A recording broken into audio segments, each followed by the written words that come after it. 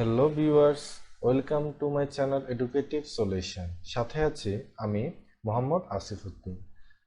আজকের ভিডিওতে আলোচনা করব এসএসসি ইংলিশ সেকেন্ড পেপার অত্যন্ত গুরুত্বপূর্ণ একটি টপিক, ট্রান্সফরমেশন অফ সেন্টেন্স।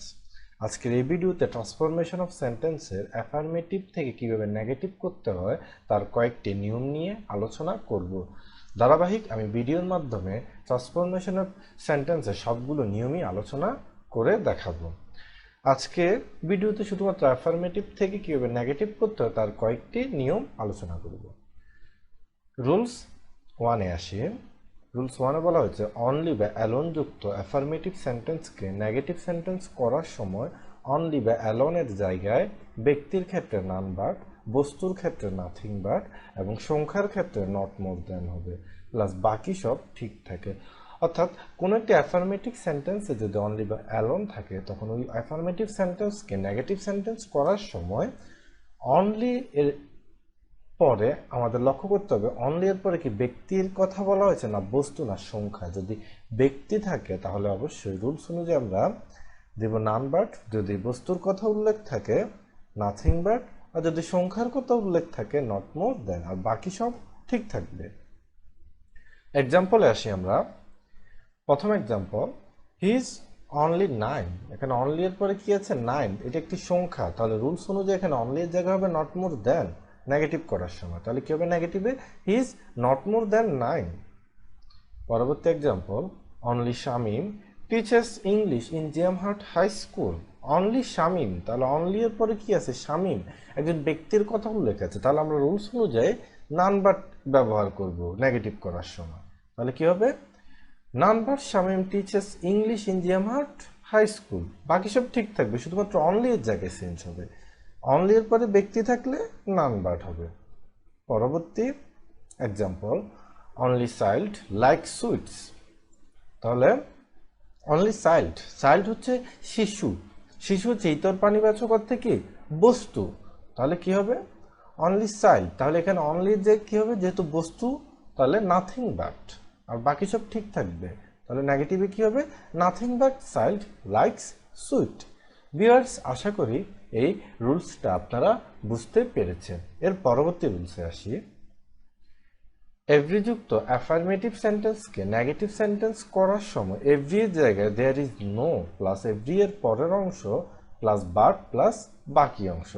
অর্থাৎ কোনো একটি অ্যাফার্মেটিভ সেন্টেন্সে যদি এভরি থাকে, ওই অ্যাফার্মেটিভ সেন্টেন্সটাকে নেগেটিভ সেন্টেন্স করতে হলে প্রথমে এভরি এর জায়গায় দেয়ার ইজ নো দিতে হবে। এরপরে এভরি এর পরে যে অংশটা থাকবে অর্থাৎ এভরি এর পরে যে ওয়ার্ডটা থাকবে ওইটা বসবে।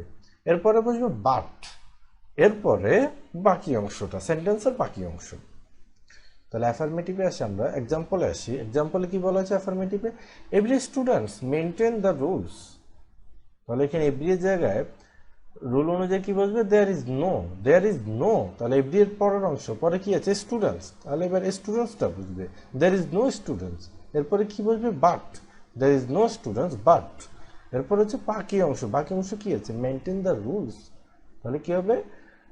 নেগেটিভে পুরোটা কি হবে? There is no students but maintain the rules. অর্থাৎ এখানে এভরি থাকলে আমরা এই রুলটা ব্যবহার করে অ্যাফার্মেটিভ থেকে নেগেটিভ করতে পারবো খুব সহজেই। ভিউয়ার্স, আশা করি আপনারা এই নিয়মটা বুঝতে পেরেছেন। পরবর্তী নিয়ম নিয়ে আলোচনা করি। পরবর্তী রুলসটা কি?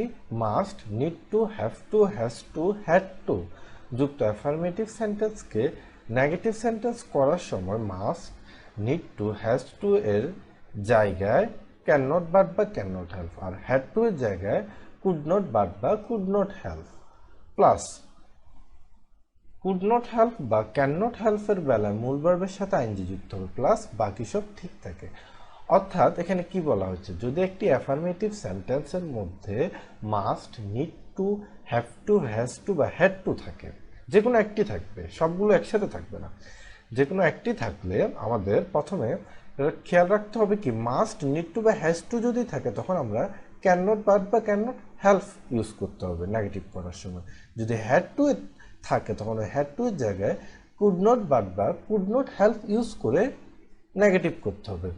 এরপর আমাদের একটা জিনিস মনে রাখতে হবে, আমরা যদি কুড নট হেল্প বা ক্যান নট হেল্প ইউজ করি অবশ্যই মূল ভার্বের সাথে আইএনজি যুক্ত করতে হবে, অর্থাৎ মূল ভার্ব প্রেজেন্ট পার্টিসিপল ফর্ম হবে, আর বাকি সব ঠিক থাকবে। এক্সাম্পলে আসি, I have to work in the field. তাহলে এখানে কি বলা হয়েছে, হ্যাভ টু আছে, তাহলে কি হবে, রুলস অনুযায়ী can not but, I can not but work in the field.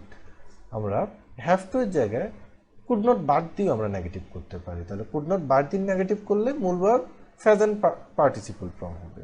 তাহলে কি হবে, কুড নট বাট না, ক্যান নট হেল্প দিয়ে করতে পারি আমরা নেগেটিভ। তাহলে ক্যান নট হেল্প দিয়ে নেগেটিভ করলে কি হবে, I can not help working in the field. আমরা রুলসে দেখেছি কি, ক্যান নট হেল্প বা কুড নট হেল্প যদি আমরা ইউজ করি অবশ্য মূল ভার্বের সাথে আইএনজি যুক্ত করতে হয়। তাই আমরা এই এক্সাম্পলটাকে আমরা যদি can not help can not but দিয়ে করি তাহলে মূল ভার্ব প্রেজেন্ট ফর্ম থাকবে, আর যদি আমরা এক্সাম্পলটাকে আমরা ক্যান নট হেল্প দিয়ে নেগেটিভ করি অবশ্যই মূল ভার্বের সাথে আইএনজি যুক্ত করতে হবে।